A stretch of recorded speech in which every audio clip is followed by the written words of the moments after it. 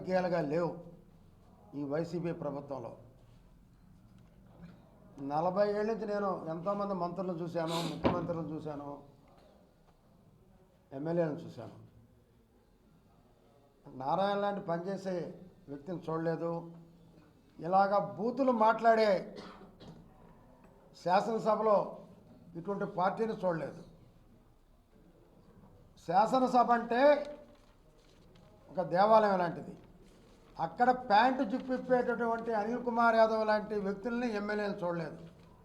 ఎప్పుడో నీలం సంజయ్ రెడ్డి గారు ఉన్నప్పుడు ఒరే అని గబక్కన అంటే అతను ఉపసంహరించుకున్నానన్నా అతన్ని 4 నెలలు సస్పెండ్ చేసిన సంఘటన అన్నాడు. ఈరోజు ఒకటే బూతులు.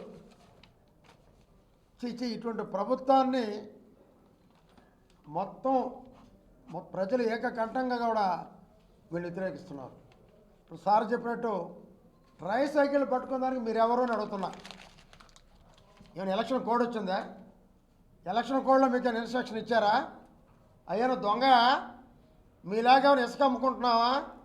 మీలాగేమైనా కాలువల్లో పెట్టేసి డబ్బులు దొబ్బేస్తున్నావా? ఏమన్నా మీలాగా మేమేమన్నా గంజాయి అమ్ముకుంటున్నావా? మీలాగా ప్రజలు దోచుకుంటున్నావా? చెప్పండి. పేదవాళ్ళకి పాపం కాళ్ళు ఉన్నటువంటి వికలాంగులకి ఒక ట్రైసైకిల్ ఇస్తుంటే, ఒక డ్రోనర్ పంపిస్తుంటే మంగళగిరి నుంచి ఇన్స్ట్రక్షన్ ఇచ్చినారో లేదో నాకు తెలియదు. కానీ ఇక్కడ ఉన్నటువంటి ఒక పనికిమాలిన ఎమ్మెల్యే అనిల్ గాడు మరి ఈరోజు నరసరావుపేట పోతున్నాయంట. ఆయనతో 10 మంది పోతున్నారు. 10 కార్లు దానికి కూడా అవుట్లు కాల్చుకున్నారు. 2 లక్షలతో ఓడిపోతే నాకు అవుట్లు దేనికి రా మీకు అడుగుతున్నాను నేను చూసిన 15 కార్లు ఇక్కడ ఒక బ్యాచ్. అంటే దానికి కూడా ఎందుకు మీకు అని అడుగుతున్నా.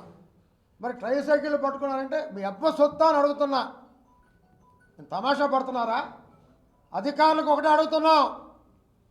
2 నెలల్లో చంద్రబాబు ముఖ్యమంత్రి కాబోతున్నారు. 2 నెలల్లో మా ప్రభుత్వం రాబోతుంది. మీరంటే గౌరవం ఉంది. గౌరవం పోగొట్టుకున్నారా మీ జీవితాలు మీరే నాశనం చేసుకునే వాళ్ళు అవుతారు. నీతి నిజాయితీగా చేయమంటున్నాం.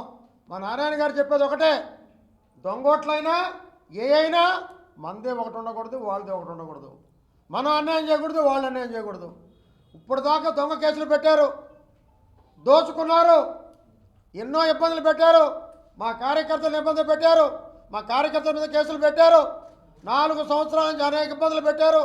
నారాయణ గారిని ఇబ్బంది పెట్టారు, వారి కుటుంబాన్ని ఇబ్బంది పెట్టారు. మరి చాలదా మీకు? 15 రోజుల్లో కోడ్ వస్తుంటే లాస్ట్ ట్రై సైకిల్ కూడా తీసుకుంటారా? నీతి మాలిన పార్టీ, ఉక్కిష్టపు పార్టీ. ఈ పార్టీని ఈరోజు ఏ ఇంటికి పోయినా నోట్లో వస్తున్నారు. ఎక్కడికి పోయినా ఈ 1, 2 10 సార్లు కరెంటు పెంచారు.